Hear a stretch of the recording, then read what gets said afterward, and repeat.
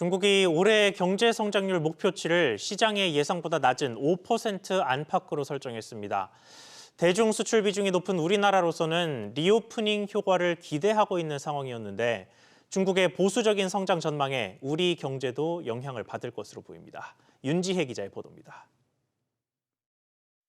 리커창 중국 국무원 총리가 현지 시간 5일 전국인민대표 대회에서 올해 국내 총생산 GDP 성장률 목표를 5% 안팎으로 제시했습니다. 1991년 이후 가장 낮은 목표치입니다. 지난해 성장률 목표 달성 실패와 글로벌 경기 침체 등을 고려해 다소 보수적인 목표치를 정했다는 해석이 나옵니다. 중국에 대한 무역 의존도가 큰 우리나라는 적잖은 타격을 받을 것으로 예상됩니다.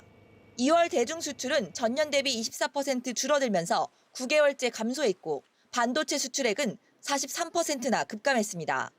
이런 상황에 중국의 리오프닝, 경제활동 재개로 중국 서비스업 생산과 수출이 증가하면 우리 수출도 일부 숨통이 트일 것으로 기대했지만 일부에선 중국 정부가 과거 6%대 이상의 고성장 시대가 사실상 끝났음을 인정한 거라는 평가도 나옵니다.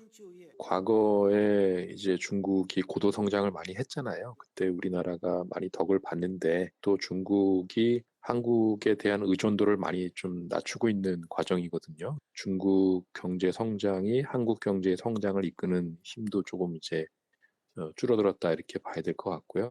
실제 중국 내에서 한국 제품의 인기가 하락하고 있다는 분석이 나옵니다.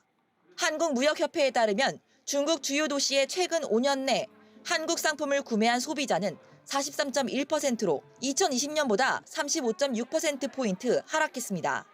협회는 코로나 사태를 겪으며 중국 내 소비 트렌드가 변화했지만 중국에 진출한 한국 제품들이 이에 부응하지 못한 것으로 분석했습니다.